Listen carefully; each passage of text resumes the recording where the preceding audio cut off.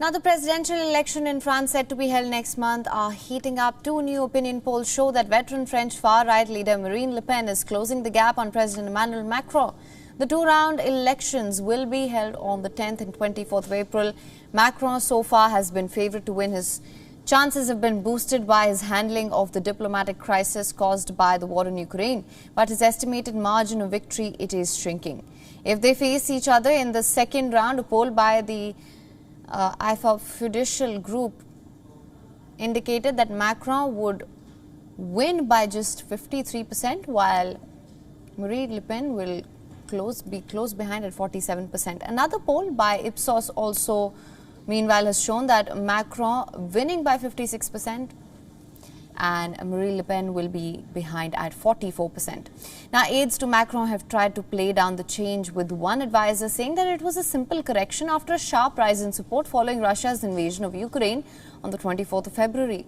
But the poll numbers are being seen, and who told a French newspaper that Marine Le Pen has never been so close to victory. Her campaign has focused on the economic problems faced by low-income families rather than her traditional target topics like immigration.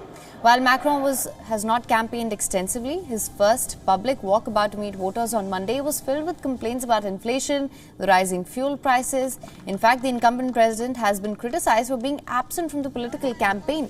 Macron is also defending his government's use of costly consulting firms like McKinsey following a highly critical report from the Senate this month.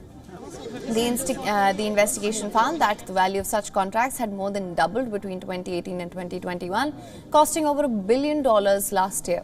Macron has denied that his government used consultants more than previous governments, saying that additional help was required during the COVID-19 pandemic when ministers and civil servants were stretched thin.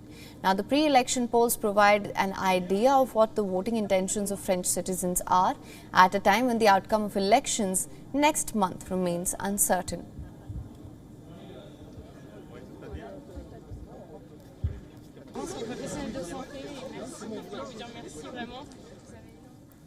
And for more on this, we were earlier joined by Morgan Vermaker, a political analyst from Paris. We asked her about the impact of the Ukraine war on the French presidential battle and if Macron tried to play peacemaker to ease the conflict. Let's listen in.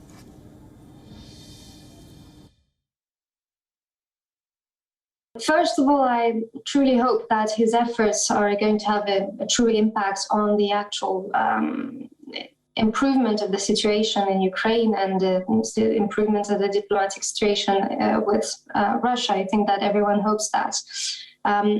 But in terms of how his diplomatic activity has impacted his own image at home, I would not be as I don't think it is as clear-cut as it is sometimes presented in the media.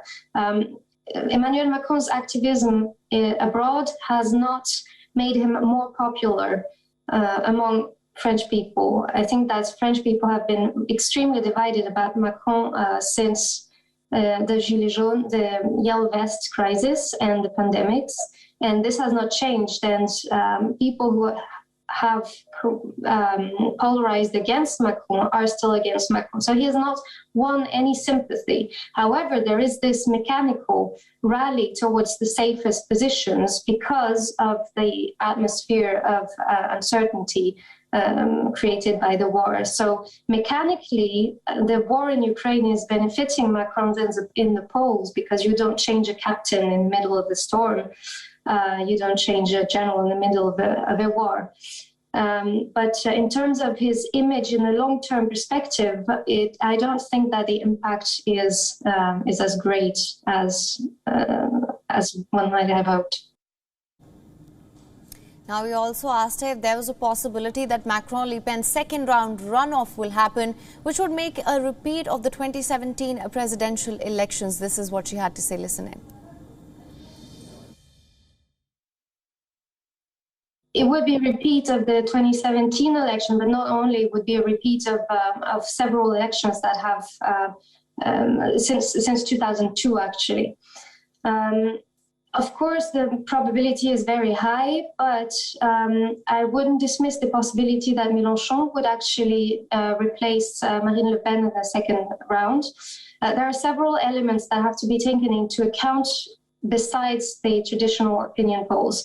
The one is that besides traditional media, we now have an election that is playing also on YouTube and on social media, with some studies showing that Macron and Le Pen and the strongest candidates are very low in the polls on those alternative platforms and in these alternative informational spaces. So, of course, this is to be taken with a grain of salt, but on YouTube, it's Mélenchon and Zemmour who are leading the race. So this is to be taken into account. Secondly, the poll that you're referring to, the latest poll by Ipsos, shows that the voting intentions towards Macron and Le Pen are very strong, not only in terms of how many people want to vote for them, but also how sure they are to vote for them. As regards all the other candidates, we have very fluctuating figures. So people are not sure who they're going to vote for. And the battle that is playing right now is the battle for the so-called useful vote or a non-useful vote. That is to say that Jean-Luc Mélenchon, the left-wing candidate, is trying to gather people around the idea of voting useful. Do not vote for the several left-wing candidates that there is. Vote for me because I'm the one with the greatest chance to come through to the second round. And if that happens, then Mélenchon has a chance to be against Macron at the second round. WION is now available in your country. Download the app now. Get all the news on the move.